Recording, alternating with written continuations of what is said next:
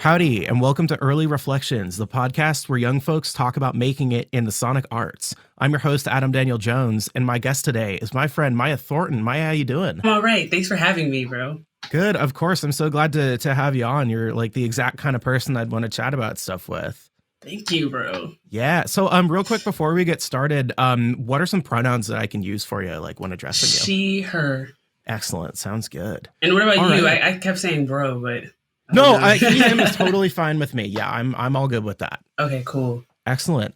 So for our audience, Myia is a rapper, a singer, a producer, a songwriter, a bassist, an engineer, lots of other things, I'm sure. What did I miss? What would you describe yourself as? I mean, that's pretty much it. I just do everything music. I consider myself a creative. So yes. Yeah. I need to start just putting that in there, just having creative and then having people dissect what creative means, I feel like. Yeah. I just don't want to like limit myself to certain things. But yeah, everything you said, I do pretty much. Yeah. Awesome. I got to work on that. I feel like I put those limitations on myself too. So I feel like, you know, it's easy because I feel like us, not to get too philosophical right off the bat in this podcast, but I feel like sort of humans have this need to like want to categorize everything and like have you fit into certain, you know, sects of things. So it's just weird. And I feel I hope and I pray that we sort of start to, you know, advance to a point in society where, you know, we can just be post definitions of stuff, you know? Yeah. Growing up, I just realized like, I don't want to be put in something specific. Like if I'm feeling like this today, I might feel like something else tomorrow. Like, you know what I mean? So yeah, absolutely. That's a perfect segue.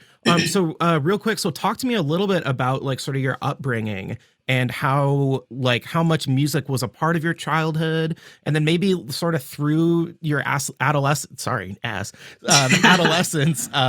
what sort of drove you to considering music as a career path? So I didn't really come from like a family of musicians or anything like that. Like the earliest memory I have is when like my parents bought me this like toy keyboard. I was really little and like I'm watching Alicia Keys on the TV and I'm like, oh, I want to do that. Yeah. You know, but I didn't really become a keys player for real. I ended up going to my uncle's house. Like he was like the only person in my family who was doing like music, you know? Yeah. And like he played guitar. And I remember one time we were over his house and like in his basement, he had a drum set. He had a little studio set up. And my cousin and him, they're jamming. And I'm just like, oh, I want to do that. Like I feel the vibration of the drums. Like that's how little I was. Like, I don't know if you've ever like for the first time felt the drums and it's like hitting your chest. Yeah. I was like, so much power. Like, I love this. Yes. So I remember like being super excited and asking my parents, like, can I get a guitar after that? And they ended up getting me one. And my uncle, the guy that has the studio and things, he started to teach me certain things. But it's funny because like I was a terrible student. Like he literally tried to teach me like modes and like all that stuff we learned at Berkeley. Ooh. But I was like, I don't care. Like I just want to make my own stuff, you know? Yeah. Being super. Every time I think about that now, I'm like, I should have listened. But yeah, and I kept doing that, and after a while, like me and my brother made a band because he ended up getting drums. Yeah. And we called ourselves Livewire. Livewire. Yes. Shout out Livewire. Yeah. And we played out of our basement and then we did like shows in the garage for the neighbors. Yeah. And then we found ourselves all the way in Harlem, New York, playing at the Apollo. Which is like, it's a huge deal when I think about it now. But like, wow. Again, when I was younger, I did not realize like how cool that was. I was like, I had to be like 7, 8 or something like that. Oh my God. That's incredible. It's wild, actually, now that I think of it. But yeah, so I'm talking a lot. No, that's what this is for. I'm pumped to, I'll just let you rip, you know, you do your thing. Yeah, that's incredible. But yeah, so then my brother, he, you know, he's a little bit older than me. So he started to do his own thing. He kind of moved on to, like, he took other things a little more seriously, you know? But I was still, like, loving music. Like I said, I didn't really learn the theory and things. Like, I just wrote my own songs and, like, in my room or whatever. And I continued to do that. So when the band kind of broke up, I guess you could say, when the band kind of broke up, like, we, like, I ended up wanting to find, like, ways to produce my own stuff without knowing that. Like I didn't realize it was production until later. Yeah. But I Googled this like thing like at home studio or whatever. And Soundation Studios came up. I don't know if anyone has ever heard of that, but you probably can still find it online, like soundationstudios.com, whatever. Foundation. It's literally like a Logic or a GarageBand online. And so I learned, sick. like I learned how to produce there. Like I would take the loops they had, and that taught me, oh, this is how you layer. Oh, da da da, like, you know? Yeah. And eventually I was like, well, I want to start making my own sounds. So I'm looking up how to make your own sounds, whatever. And I didn't have a Mac at the time. I had a HP Windows computer, and they had this thing called Mixcraft. So like Mixcraft is like the equivalent to GarageBand on Mac. You know what I mean? Right. So now I'm learning MIDI and all this different stuff, and you know, like I'm just making my own songs for real. And then my dad gave me his freaking Mac, and now I'm learning GarageBand. Yeah. And I'm just making songs. And yeah, but then you said, how did I know I wanted it to be a career? Like the fact that I kept doing it and nobody was telling me. Like, you know what I'm saying? Like I was like, okay, this is what I'm trying to do. Like I knew young, like I was like, this is what I love. Yeah. But like also around high school, like when it was time to think about college, that's when I really was considering like, okay, this has to be my career. Because at first I didn't even want to go to college until I heard about Berkeley from a friend. So I was like, okay, like I could really do this, you know? Yeah. So that's kind of how I started to see like, oh, like this is a career. Like this is what I'm trying to do, you know? Yeah, totally. That's, I feel the same way. Like I was sort of, you know, coming on late high school, like I knew that I could, if I wanted to, like I could have maybe gone and done something else, but I feel like I just wouldn't have been nearly as happy and fulfilled with everything. Like, you know, it's that same kind of thing. Like you and you really see like how lateral sort of your production, you know, education sort of had been. You know, it's awesome. Like sort of how building it up, like it's really, really clear about that. Yeah. So yeah, I just knew that, I was in the same boat. Like I knew that it was something that I felt that I should do. You know, I wasn't good at anything else. I still feel that way. I'm like, I'm not that good at anything else. It just doesn't make sense. I'm like, I think this is what I'm supposed to do. Like, this is my purpose, you know? Yeah, totally. So, so real quick. So you had mentioned that you sort of, picked up guitar was one of like your first, sort of, instruments. So, when you compare that, I know I sort of first met you as a bass player. I remember. Yes. I think that I don't know if you remember it, but I remember like our first semester at Berkeley, they have like they split up all the first like semester people into like sort of one big group, and then they assign sort of sub ensembles to people. Yeah. And I think me and you were in the same group. I don't remember if we were in the same group or not, but I do remember you. Yeah. Like I remember like the you were on drums though at the time. Yeah. Mm-hmm. Yeah. Yeah. Yeah. So yeah, it's just funny. Like I remember, we definitely didn't get put up in the same like ensemble, but I remember like being in some sort of big group and seeing you there. Yeah. And hearing you play bass, and I was like, yeah, sick. That's crazy. I'm not gonna lie, I kind of forgot about that time until you like brought it up, because I always think of Adam from EPD guy and from the booking office. Yeah. But when you said ensemble, I was like, yo, like, I don't know why I forgot about that. Like, those were good times. It's crazy, dude. The amount of like stuff that I'm already starting to forget, like, I feel weird. Like, it's definitely, it's making me feel like some sort of way, you know, like even from high school, like there's like details of high school that I distinctly remember like having such a good picture of in my mind, and like some of them just aren't there anymore. But the truth is, I think I forget a little bit. Like it was good times, but at the same time, I was so scared every day. I was so scared. I was like, someone's going to figure me out. I'm not as good at bass as I look like I am. Like, you know what I mean? So like, I always forget those times sometimes, but yeah, that's funny. Totally.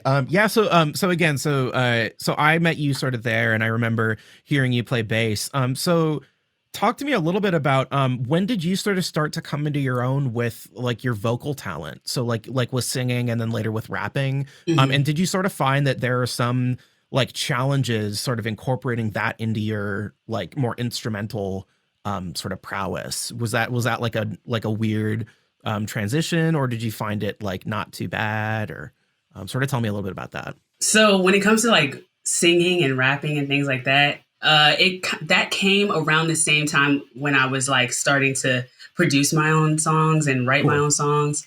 I was just inspired by like the stuff on the radio. Like I was like, oh, I want to do something like that. So Yeah. at first I was really bad. I was not good at either Mhm. one of them. So I would sing and I would show my family, and they're very honest with me. They're like, oh, I think that needs work. I don't really know.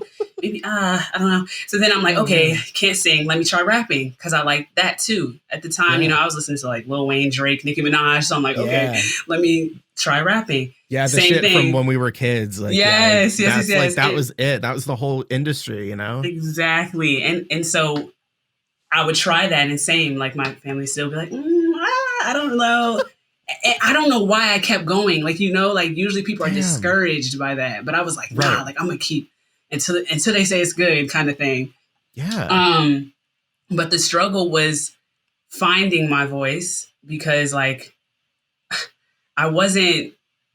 I couldn't sing covers. Like I couldn't, like my range wasn't good enough. Like it would literally hurt when I Right. sang, like Mhm. physically, like I would have to stop singing and I would get so frustrated. So the struggle for me was literally finding my voice. I'm still figuring it out. Yeah. But yeah, like that was like the hardest part. And one thing I always think about is I didn't find my rap voice for real until college.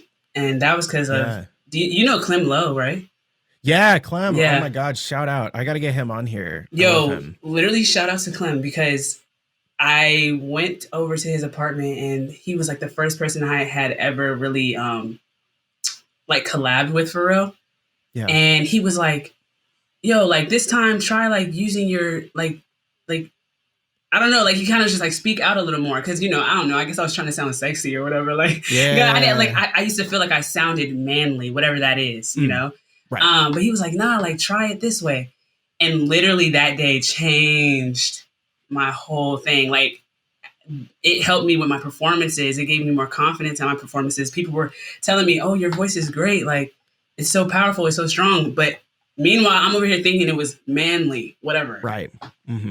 So yeah, like I guess that's what I would say. The struggle was just finding that my voice and my sound and my Yeah. tone. You know what I mean? Totally. Cause yeah, and we'll talk about like lyrics and stuff in a minute, but like that must just be difficult in itself. Like finding the ability to like channel whatever you're trying to talk like or whatever you're trying to like, discuss in like an effective way, but is also Yeah. like respectful to you as a person. Like I still don't have that kind of confidence and I don't know if I ever will. So I just have so much like respect for that. Thank you. Yeah. Totally. For the listeners, you're the first like rap adjacent person that I've had on the podcast, and I'm really pumped about that. So sort of I would love to talk a little bit about how sort of the lyric writing process comes to you, if you don't mind. Mhm. So do you find that because your music is great because you sing just awesome hooks as well, and you like Thank put in you. these incredible like verses, these rap verses. So do you find sort of that inspiration for both sort of comes similarly, or do you try to like separate the processes from each other? I feel like they definitely come similarly for Yeah. sure. Like, Mhm. so I pretty much produce all my songs, like all my Yeah. beats. So that kind of makes it easy. So like I'll make my beat or whatever, even if it's just a skeleton, Mhm. you know, I'll have a little foundation of an idea, and automatically as I'm making it, I'm already humming something, you know? Yeah. So I'm, singing like that or whatever. But I can also do that with my raps as well. So I didn't mention this, but I actually was a percussionist from middle school all through high school. Yeah. Like I did concert band and stuff like that. So Mhm. I always think my rapping, like the way that I come up with it kind of stems from that, like, so like Oh I'll yeah. I'll hum like rhythms or whatever. Like I'll hear a beat and I'm like, and then I'll kind of put words to it. Yeah. And the words just come from however I'm feeling in the moment, or subconsciously something I've been going through, or something me and my friends have had a conversation about. Hmm. Like it just comes, and the music and the frequencies of the music just inspire that, I guess. Yeah. Like whatever the harmony is just gives me a certain like energy, and I'm like, oh, I want to talk about this, like, Yeah. and Totally. my mom always calls that, like, what did she say? Something, oh, divine download or something like that. Mm. Yeah, like it just like it's like you can't really explain how the words come; they just do. You know what I'm Yeah. saying? So yeah, and that's both with rapping and singing. But I think my hooks definitely come easier than my raps for sure. But it's Oh, the totally. same. It's the same process, but one does kind of happen faster, I think. Yeah, totally. I love what you said about yeah, I didn't know that you had been in concert band and stuff, cuz Yes. like instantly the minute I first heard you rap, like I could hear rudiments like written on a page, you know? Like I Yes. that's just the kind of like flow that you have. It's just so much like just like like a marching snare, you Yes, know? It's just sir. that kind of like, deliberate like flow and that kind of like rhythmic like inclination like is just so present in your verses. Thank you. Yeah, marching band Yeah. was my life. Yeah, Like, right? I never I talk about it, but it was my life. Yeah, I feel that. I'm funny like I am one of the like I went to Berkeley as a drummer. Like I auditioned as a drummer, but I literally only did like a year of drum stuff in high school. Like Mm, I joined a percussion ensemble and like a part of it was because a couple of my friends were in it, but I didn't really have that. Like I wasn't really a reader, like a sight reader kind of person. hmm. So I kind of just joined and did because I had come from like playing in like punk bands and shit and Hmm. playing in like bands when I was little. So like sitting down and like getting, music to read, I actually struggled a lot. And I Yeah. still am not a very good like sight reader. But it just teaches you a whole other like skill set, and Yeah. it's so important, I feel like. And everybody gets that kind of drilled into them when they go to Berkeley. But Yeah. I'm just glad that I sort of was, able to get that. Yeah. No, similar to you, like I like with bass, like I had just picked that up like right before Damn. Berkeley. Cause Crazy. I was like, I love drumline and I love drums, but I feel like I'm so good like already. I can't learn anything else. What the heck? Yes. Like, nah, like when I look back at that, I'm like, that was dumb. You know, high school is not your peak. Okay. Like, but Yeah, but I yeah. kind of feel the same way. Like I didn't start out on drums. I started out playing guitar. And it sort of it's so funny because we both clearly like have picked up other instruments in your time, and you just kind of see how much they like influence your playing for all of Yes. them. Like I don't Yes. think about like playing guitar as like playing guitar as much anymore. I'm gonna quote if you're hip to, do you know Wolfpack? Yes. Yeah, so I'm Jack Stratton, who's the lead guy from Wolfpack. They have these videos called Holy Trinities where he goes through and he talks about like three of his favorite people from like a specific instrument or like a producer. And he did one that was just about the tambourine. And he talked about how a guitar is just a tambourine with a bunch of notes. So like I feel like I kind of like liken it to that as well. Yeah.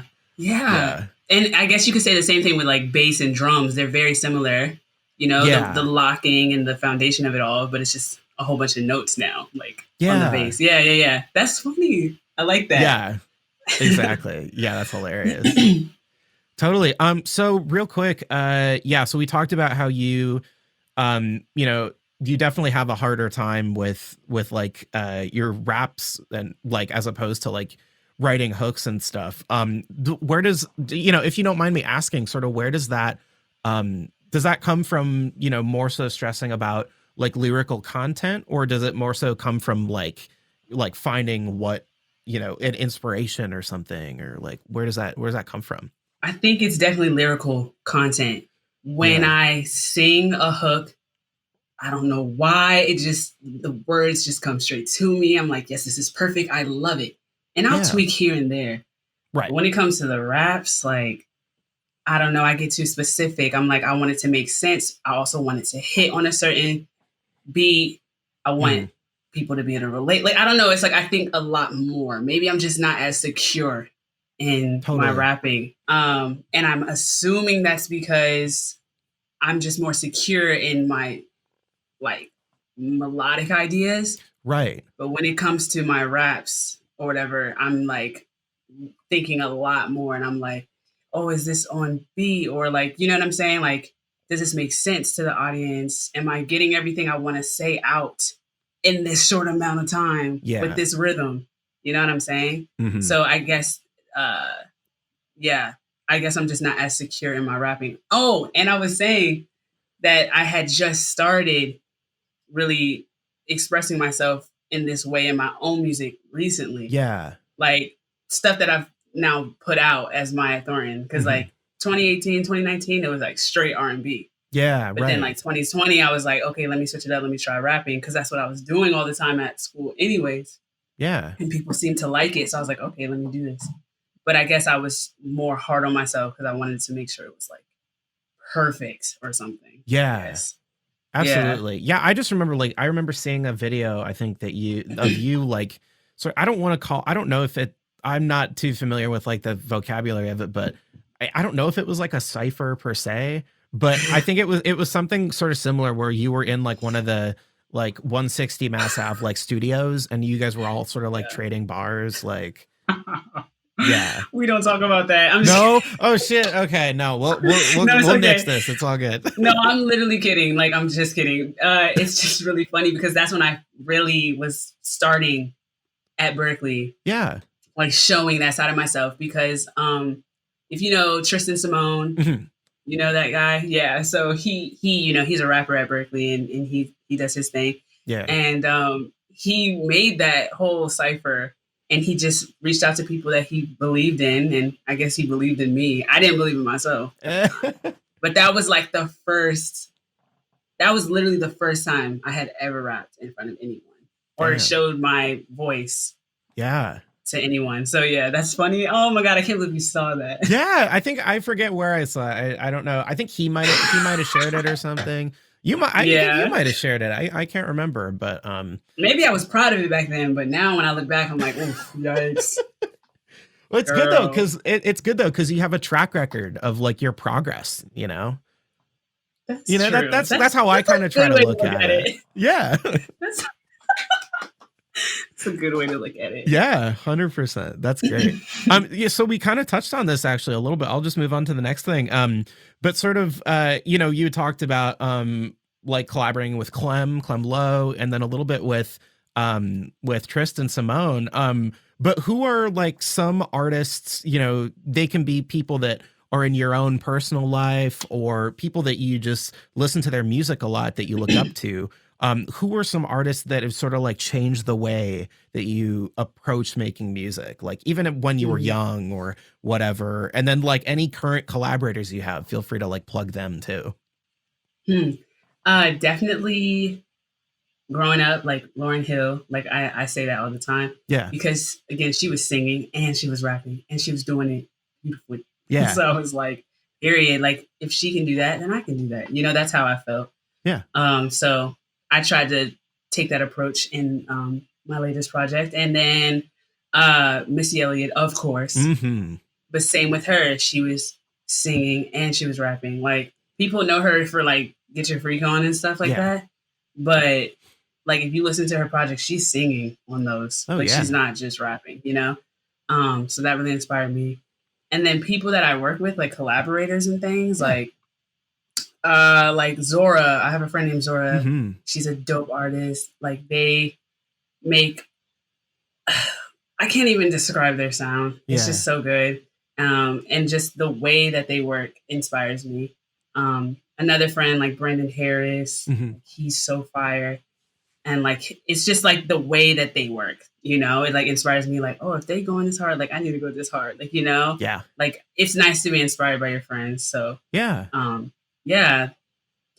That's awesome. Those are pretty much, I mean, there's so many people. Like, you get what I mean? Like, I'm inspired by anyone and everything. Yeah. So I feel bad sometimes when I don't name everyone, but those are just some people that came off the top of my head. Yeah, no, I totally feel that. Yeah, we'll actually talk about that a tiny bit later, like about sort of like where inspiration comes to you best. But actually first we're gonna take a break. on the podcast, and I'm going to throw to Meditation Minute.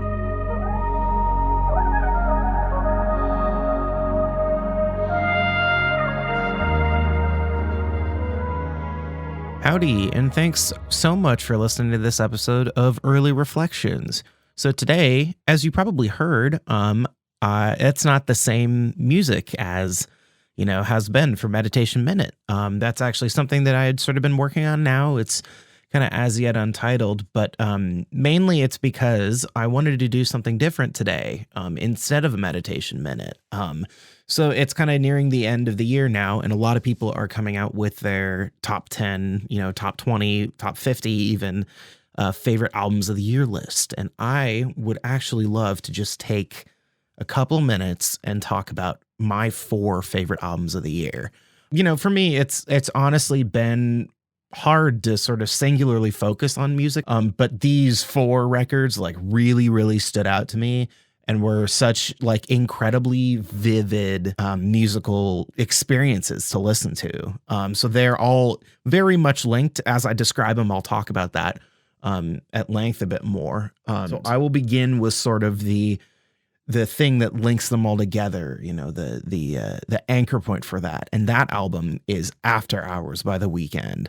I can't really express the joy that I had when I first listened to this album. It absolutely wasn't something I expected, but I was just so pleased with it. So sort of to take you back a little bit, I remember 2 years ago, browsing my Instagram stories and seeing that The Weeknd had shared a link to the song The Station off of One O Tricks Point Never's 2018 album, Age Of. And the first thing that came to my mind was, whoa, that is a dream collab. I would absolutely love to see them work together. And little did I know that this would eventually pay off in an absolutely incredible way. The list of collaborators on this album was just heavy. And I really, really love to see a mainstream pop artist like The Weeknd bringing in, well-established artists, quote unquote, less big artists, sort of One O Tricks Point Never or Tame Impala, who both actually worked on the Repeat After Me interlude, which is I believe the third to last track on this album. Yeah, it's just an incredible, incredible record. And for me, it's really, really hard to pick a track that would be my favorite. But up there definitely have to be the song Hardest to Love, Scared to Live, and the One O Tricks Point Never rework of Save Your Tears, which is off of the deluxe edition of the album. It's just really, really cool. And overall, just the entire album is just A+.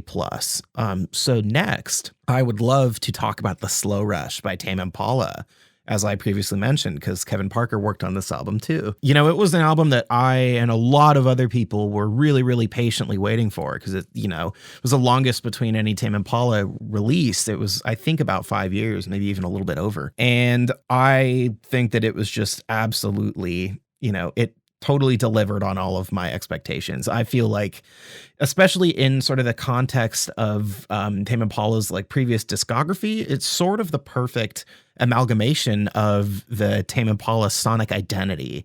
It's just really, really respectful of all of that. And it was incredible. So me and James Vincent, actually, who, interviewed on episode 2 of the show, who is a good friend of mine, fellow Aussie to Kevin Parker, we sort of talked about the album, and he said something that I definitely wouldn't have been able to come up with on my own, but kind of perfectly encapsulates my feelings about it. And what he said was, this album sounds like it was recorded in 1970 and mixed in 2070. It's just super modern sounding, blends, vintage and modern, sensibility and sonic textures really, really well. My favorites from this one are, they're hard to pick, but I'd say it's probably got to be songs like Lost in Yesterday, which was one of the singles, Tomorrow's Dust, and Glimmer, which is sort of a fun, sort of tape loop inspired song, I feel like, which is a lot of fun, kind of dancey song to listen to. But again, like all these albums, it's a really, really good experience to just listen to all the way through from top to bottom. The next album I would love to talk about would obviously, considering the interconnectedness of all of these, be Magic One O Tricks Point Never. by OPN, by One Tricks Point Never. So I've been just an absolutely massive fan of Daniel Patton's for, I think, coming up on 10 years now. I think in 8th grade. I just absolutely love seeing this sort of creative partnership that he and The Weeknd had forged. This album, The Weeknd actually helped executive produce and sort of also, in addition, sang the hook on No Nightmares, which is just an awesome, incredible song. And sort of like really helped, I feel like, keep the album cohesive, and Vivid just really added his part into that, and, you know, sort of touched on sort of more pop sensibilities, even in a way. Something about this album that I find extremely special is sort of the emphasis on songwriting as opposed to, you know, more intricate sound design or production, like the older albums were. And I'm not at all trying to say that attention like wasn't paid on this record, but you know, OPN and, you know, other collaborators on this record sort of wrote songs that were more like polished, more lyrically flushed out. But also they were, you know, arranged sort of with instrumentations that like perfectly fit into the context of all the previous albums he had released. I just absolutely loved it. So I had touched on, you know, The Weeknd being on this album, but also you'll hear the likes of, you know, Caroline Polachek on Long Road Home, or Arca on the track Shifting, you know, adding these really awesome sort of vocal ramblings. It's really, really cool. And I will just ultimately say that it's going to be impossible for me to pick a favorite song from this. And like, you just got to sit down and listen to the whole thing. It's just a complete experience, you know. And sort of lastly, the one I want to talk about is going to be Kick One by Arca. This was an album that just was, God, so incredible to listen to. And like, for me, it sort of paints a musical vision of a world that I know I would want to live in. You know, it's gender non-binary, it's bilingual, it's experimental, it's like visceral. And honestly, it's something like whose beauty I was absolutely stunned by. You know, it gets so bombastic, yet like incredibly intimate at times. And yeah, it's just an experience unlike any other. Also really, really stacked on collaborators as well. You know, you had Bjork singing on it. You had Rosalia, you had Sophie, you had Shy Girl. Yeah, it was just incredible. I probably also couldn't pick a favorite song from this album, you know, sorry, but you just kind of got to listen to it and let the music, you know, flow over you. But again, you know, ultimately, you know, to kind of wrap it up, that's the best thing about the 4 albums that I talked about today, is that they're all such complete experiences and they're best enjoyed that way. You know, I really, really super wish that I could play some snippets from them, but sort of getting into legal stuff, I don't think I can. But please go and listen to all these albums. Like they're just incredible, you know, really, really, you know, perfect pictures of what I would want, you know, music to be and to sort of keep being. You know, it's just absolutely incredible. So yeah, thanks for letting me chat about some of my favorite albums from this year. And also go listen to Myia Thornton's album, which we're going to talk about right after this. So yeah, let's get back to the show.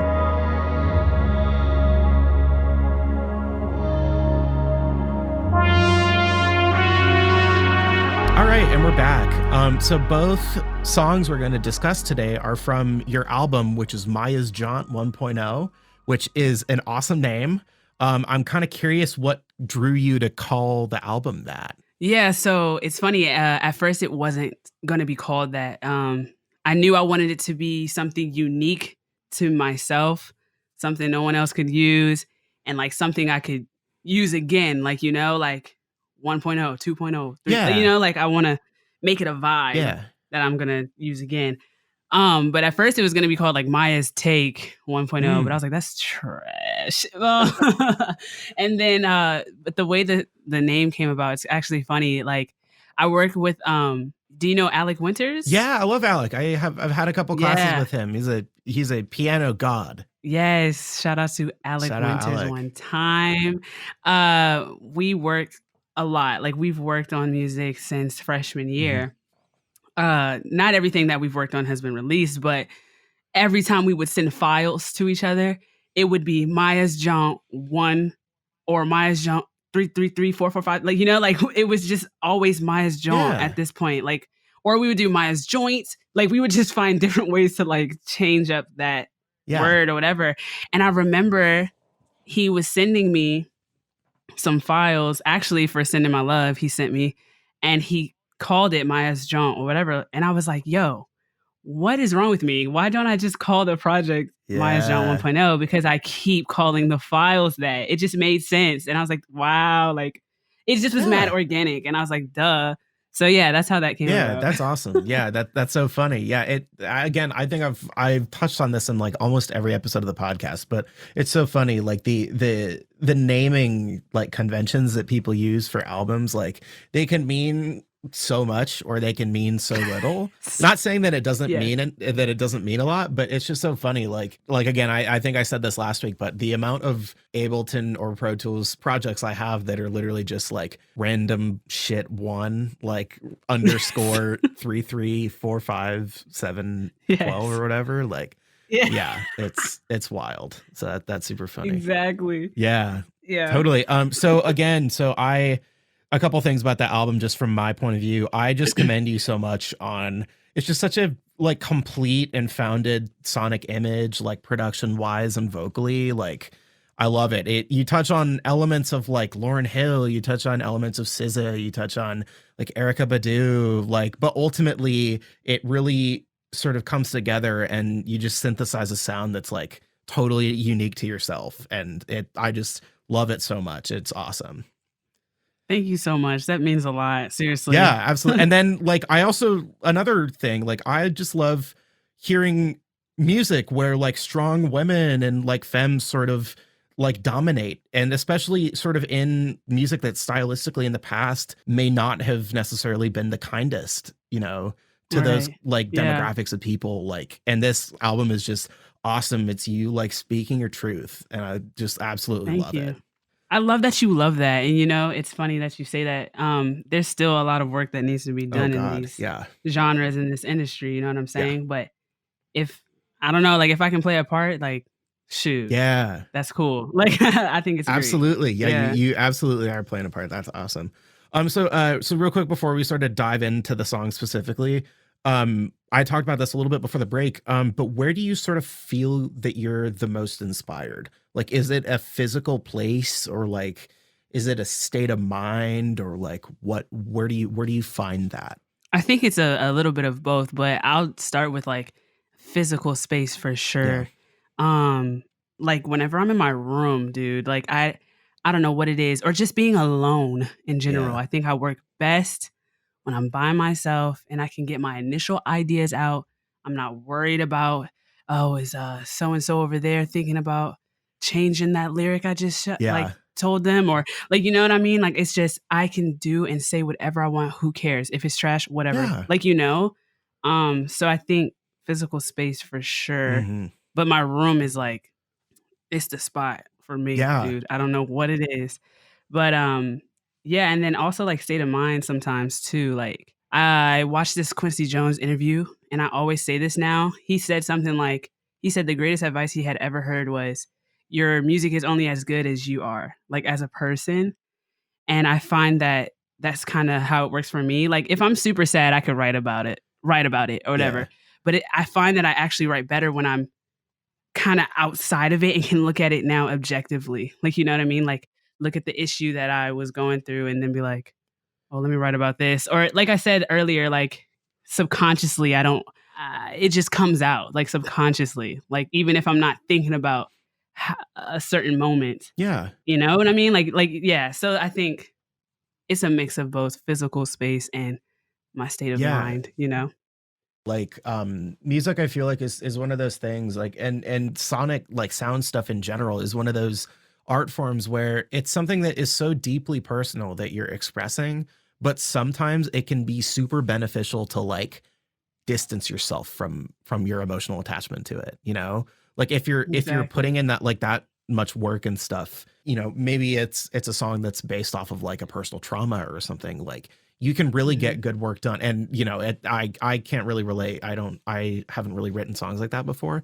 But yeah, I'm imagining that it can be beneficial to like, you know, step back and sort of look at it from like a scientific perspective, you know, like sound science, I guess, like is kind of how we treat it. But yeah, that's awesome. Thank you. So let's talk about Like I Do. So it's sort of the what is it? The third track, I think, from the album. Is it? I think it's like the second. Second, yeah, it might be second. Very early on in the album, and it just is such a cool song. Like instantly starts with just these smacking drums and really cool like synth pad. So sort of talk to me a little bit about like the songwriting and production process, and like what kind of state of mind you found yourself in, and how ideas sort of came to you. It's so funny because I never think about this stuff. Yeah. Like I love that you asked this. It's funny because like I had just got my new speakers. Like I'm using like Yamaha HS5, nothing special, nothing fancy. But shoot, it's better than when I was using my JBL speaker, you know, like my Bluetooth speaker. So I had just got my speakers. And I guess that's another thing that inspires me when I get a new toy. Yeah. So I got a new toy and I'm like, let me just make something. So I'm making the beat. I can't really explain how it came about. It just happened. And lyrically, I guess I just wanted to talk my shit a little bit. Yeah. You know, and I was listening to a lot of Jay-Z at the time. You could probably feel that in the flow. Yeah. You feel me? Like, because he really inspires me as well. Like his flow is very percussive and I love that. Yeah. And when I think about it now, it's funny because it's like, at the time I hadn't come out as like bisexual or whatever. And I like just recently told a lot of people about that, but that's kind of what that song was saying in the chorus. Yeah. Like, I know what you want, to know exactly what to do, whatever, you know, just being a girl, knowing that I like other girls, I know exactly what to do. So I'm like kind of just talking my shit in that without saying it. And that's how I express myself sometimes. Like, you know, like, yeah, so that's just how that came about. I was just in my own space, feeling like I'll say whatever the fuck I want. Excuse my language. I don't know if I can. No, that's all good. We're not even PG. Yeah, we'll like PG-13, soft R kind of territory, I think, on this podcast. So I'm weak, but yeah, no, like I just kind of was like, I just want to talk my shit. Yeah. Like that was it, really, and that's how that came about. Definitely. Yeah. That's awesome. I'm super happy. Yeah. I didn't know actually that you were bi, but I'm glad that this song is like definitely. You know, it has like that kind of good energy in there, and I hope that because like a way that you could talk about that. Yeah, like I tried to just feel free and say whatever I wanted to say, and that was before I had ever announced to people. Yeah, do you get what I mean? So yeah, that's awesome. That's a great. It's a really cool song for that. Yeah, I'm really happy for you that it could be that way. Yeah. So the next song I would love to talk about is "Send My Love." Yeah. So real quick, I have a couple like nerd questions, but like, what's the sample? It's funny because the sample is actually called "Sending My Love," but it's by Jeanne, a group called Jeanne from like I don't even know. Are they from the 90s? Mm-hmm. Yeah, they're an older group. Nice, but yeah, Jeanne. That sample is hot. And then just a question. I don't know if they're the exact ones, but are the snaps from "Set the Mood" by Justin Timberlake in there? Dude, I don't know. I don't know. I just got some random snaps from some random pack and put a lot of reverb on it. Oh, it's perfect. It's that energy. Yeah, for the listeners who might not know, "Set the Mood" is sort of an interlude track from Future Sex Love Sounds, the Justin Timberlake album. And it was sampled by SZA for The Weeknd. That was like the really significant like snaps with the reverb and everything. Those like they were sampled from that record, and it just it gives that same sort of energy to this song, even though it might not be the exact snaps. I was just like, ooh, right. It's that like The Weeknd set that the same mood. Vibe. Yeah. Yeah. It's funny because I'm like, they could be from it. I don't know. I'll just let you know. I didn't search that up and like cut them out or anything like that. I just found a pack. I was like, ooh, reverb. Exactly. Dial it up. Exactly. That's perfect. And then so real quick, with this one, it's apparent, and then with "Go Far," that's what it is. "Go Far." Oh, okay, yeah. So sort of something that "Send My Love" and "Go Far" sort of touch on together is like sort of just blending jazz harmony and like pop harmony and production. I love that. And is it something that you intentionally try to do with your music, or is it just a way that you sort of express like those ideas? I think it's intentional. Mm-hmm. One, I also feel that like pop and jazz is what R&B is. Oh yeah. Low key. Do you know what I mean? Mm-hmm. Like, I think that's just R&B. And it's funny that you chose those two songs because those two songs specifically, Alec is playing keys on. Yeah. Awesome. Yeah. Hell yeah. So you know how he's very much into that like neo soul, jazzy harmony. Yeah. So yeah, it's definitely intentional for sure. Definitely. Yeah. I'm just imagining he is such a good keyboard player that I'm imagining he just played those with his eyes closed. You know, like both of those. Yeah. The way that I send him the music is like I'll have a foundation, like a skeleton, like I said earlier, of just melodies and the beat and everything, and then he'll just add some harmony to it. Yeah. And the reason I always go to him is because we just are on the same wave. Yeah. Like he knows exactly what I want. It's so weird. Definitely. So yeah. That's awesome. I love that. So sort of like similarly, but moving on just a tiny bit. Production. Let's talk production a little bit. So what are some of your secret sauces that you kind of like to sneak into your beats? Like, feel free to get as nerdy as you want, like whether it's a plugin or a soft synth, whatever. Like, what are some of your go-to favorites in producing? Well, first off, do you do most of your stuff in Logic or Pro Tools, or what's your starting point? I do most of my stuff in Logic, and everyone's always like, you need to switch to Ableton. I'm like, okay, one day. Yeah. I will. I really will try it. I really will. But a secret sauce, like, shoot, let me think. Yeah. Something. Okay, in my percussion, I always am using like a shaker. Yeah. In the back, let's like subdividing, and it's like off the beat. Mm. You know what I'm saying? Like I always love adding a little shaker. I don't know why. It gives me a little bit of, I don't know. It's just something I love. I've always done that. Bass. There's a bass synth that I use all the time. It's like this Drake Moog sounding bass. And I use I think it's the ES2. I think it's ES2. Yeah. Yeah. And I use that sound. I love that. I probably use that too much. What else? I'm trying to think. This is hard. I don't think about this. No, don't worry. Don't stress about it. Like, I was just sort of curious about that. Okay. But you know what? Speaking of like quick plug, I am dropping an ebook that is going to go into depth. Me talking about all that stuff. It's been a while since I wrote it, so I kind of forgot some of the secrets. But if you want to know more, you could literally buy that thing, and it'll be out pretty soon. Excellent. Viewers, keep your eyes out and your ears out and whatever out. Like, I'm pumped. I'm gonna read that. I'm gonna read that. Yeah, that's awesome. Very cool. So sort of we're gonna shift gears a little bit. So what do you feel like, we're gonna get a little tiny bit more personal, not like deeply personal, so don't worry. But so what have sort of been some of your biggest struggles in your musical career, or like some hurdles that you've had to jump over? Well, we touched on I'm sorry, hold on. Yeah. Dad, I'm on the podcast right now. I just told you that. Hey, Dad. What's up, Dad? Hey, look, that's a struggle. Can you close the door? Oh, bruh. I could really say that's a struggle, actually, being home and living with your parents. That's a struggle, yes. I'm in the same boat. Keep this. I'm in the same boat. I'm keeping that in. No, but that's funny.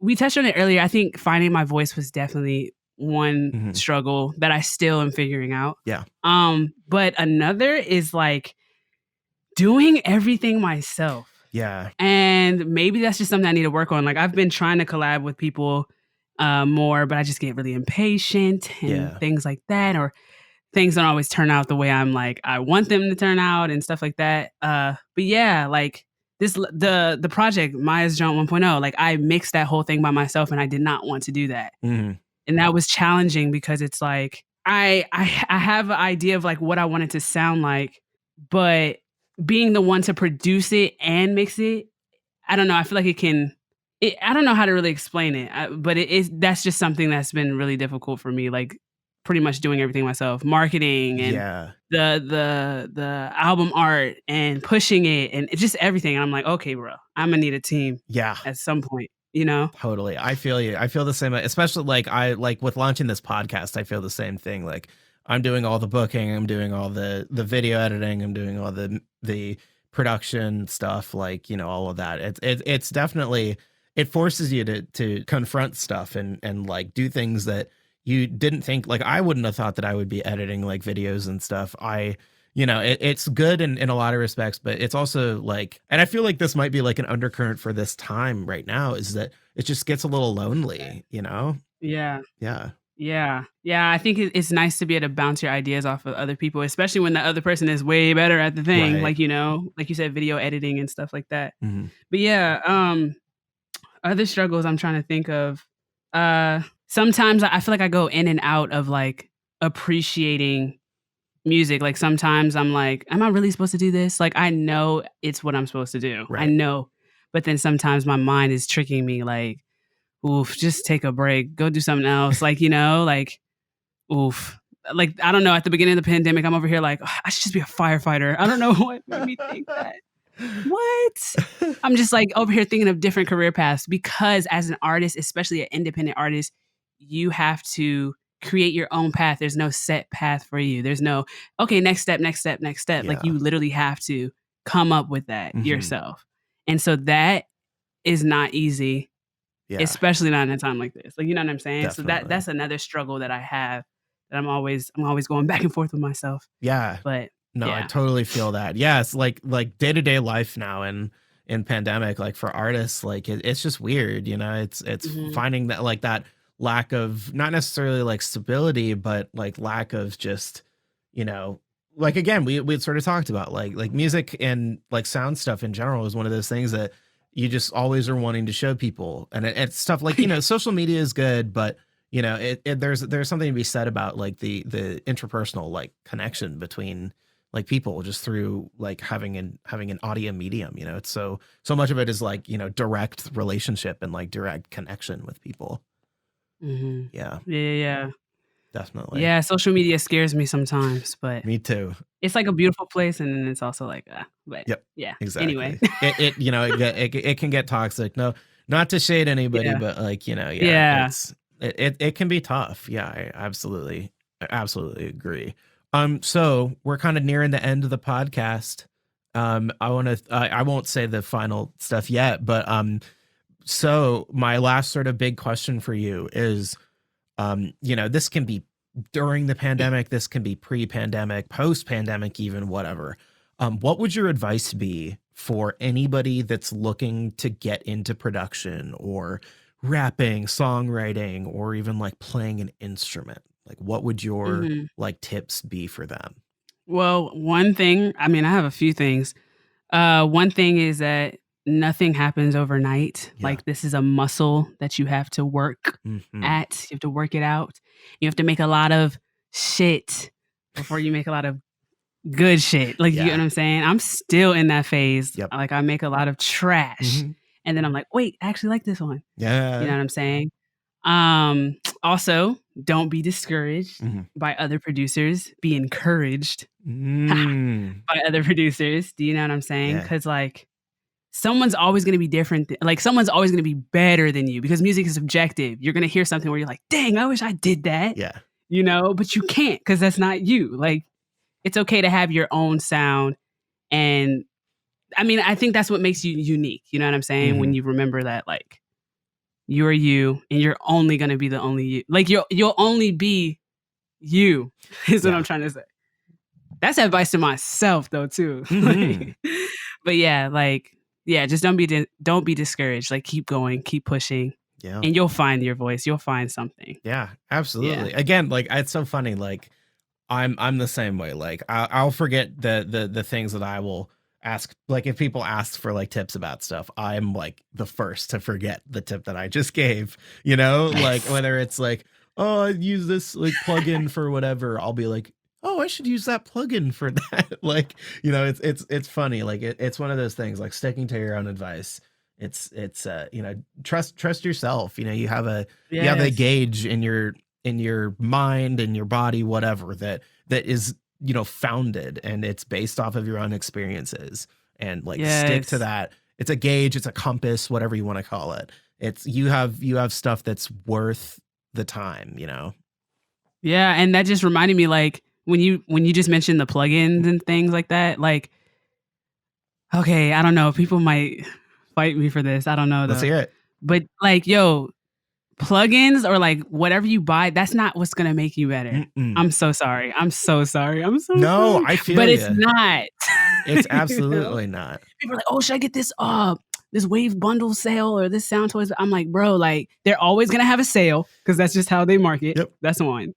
Two, yes, do that. Are you gonna learn how to use it though? Like Right. you have to learn how to use the tool and figure out how it's gonna work in your music. Yeah. Not just because someone says to use it. And that's just my opinion. No, I That's just feel my you. Like, again, we had talked about it a little bit. Like inspiration can come from getting like a new toy, like you said. Like that definitely like can serve a good purpose. But whether or not it's gonna completely make everything you do infinitely better, that's just not true. You know? Exactly. Yeah. Exactly. Yeah. So work hard, people. Exactly.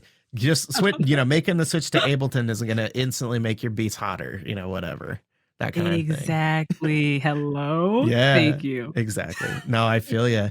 All right. I want to thank Myia Thornton so much for being the guest on this week's episode. I always sort of loved the energy like that you brought into whenever we were working, like that kind of thing. So I super appreciate you bringing that good energy to the podcast.